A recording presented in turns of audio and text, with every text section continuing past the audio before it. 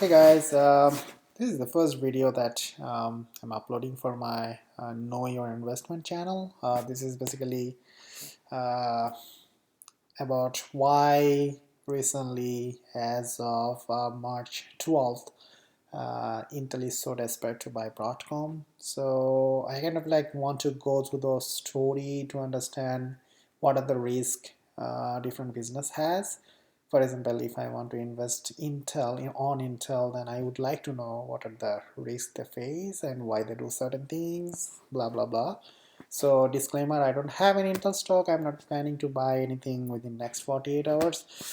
Let's go through the story. So recently you probably have heard that Broadcom kind of like went ahead and kind of like got a green signal in buying Qualcomm. I think Qualcomm's founder or founder's son, who was on the board, I think he was asked to leave because he was resisting that deal. But Broadcom offered so much money, the other board members couldn't resist. Now the problem is, so Broadcom and Qualcomm, those are kind of like big giants. So why Intel doesn't want those other giant too much? So just to analyze that, let's go through knowing why. So just to know that, we can first think or see what are Intel's current business that they feel like those will be threatened by the merger of Broadcom and Qualcomm. So let's go through the business that Intel has. So Intel basically does business through a couple of different groups. You can see that from the slide. One is a client computing group, which is the CCG, which basically sells or works on selling the chip for the PCs, desktop computers, phones, or any device. That's actually a very big group and is one of the major revenue generating unit for Intel.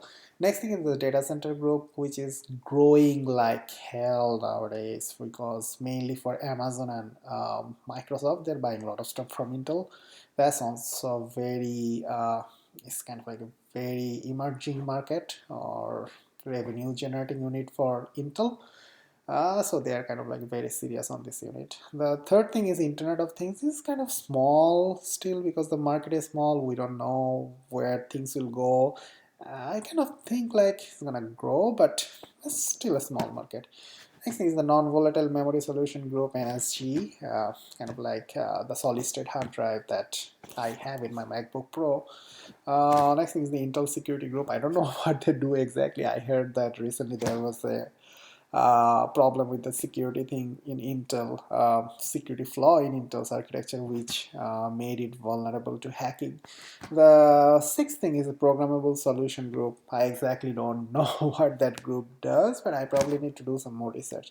So let's see how much each unit generate revenue for Intel. So you can see that the CCG group, which basically works on selling chip for the PCs, any other personal devices, and phones, is kind of like 55% of the total revenue, and data center is 29%. Is emerging. If you look at the data for last couple of years, then you will see this kind of segment is kind of like improving. The Internet of Things, as I mentioned, is pretty small, 5%. Non-volatile memory solution, 4%.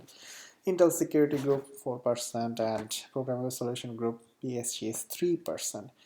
So now you can see, what if Intel doesn't buy Qualcomm? So if it doesn't buy Qualcomm and Broadcom, basically if they don't buy Broadcom, then they are not buying Qualcomm, and if they don't buy Broadcom, then Broadcom is buying Qualcomm. So what I'm saying, the risk is basically the risk from Broadcom Qualcomm merger. So Broadcom and Qualcomm, those are pretty unique in their own revenue streams. So their business will merge, that's what I think, and kind of like grab a big bite from the Intel's DCG group's revenue, which is the data center group, which has almost, I think I mentioned in my earlier slide, is around 29% of the revenue. So that's a big hit from Intel, and Intel is actually spending a lot of money to improve that unit or to catch the growth of that particular segment so that they don't miss any revenue like they missed in the mobile market back in a couple of years. Potential revenue from automotive will be lost. This is kind of like it's my own thinking based on Intel bought Mobile Eye. I think it was 2 years ago. I think last year for almost like 15 billion, I believe, as if I remember it correctly. Whereas Qualcomm actually kind of like finishing a deal of NXP Automotive. It's a Dutch automotive company which is pretty big and which makes all the chips for the automotives. So if Qualcomm is successful in buying that, and then Broadcom comes into action and do a merger, it's kind of like they're grabbing everything because NXP is specialized in automotive and Qualcomm has some other sensing unit and Broadcom has some backups, so they might be able to grab the potential self-driving car market very quickly. So that's a risk for Intel because Intel is also investing a lot of money there. Client computing group revenue might decrease. That's also because if Broadcom and Qualcomm gets combined, then Qualcomm already has a lot of money generating from all the phones. Intel kind of lost in that battle, and they are investing a lot of money to kind of like gain that market share back. But if Broadcom joins with Qualcomm, then kind of like their hope is lost, and they will lose more.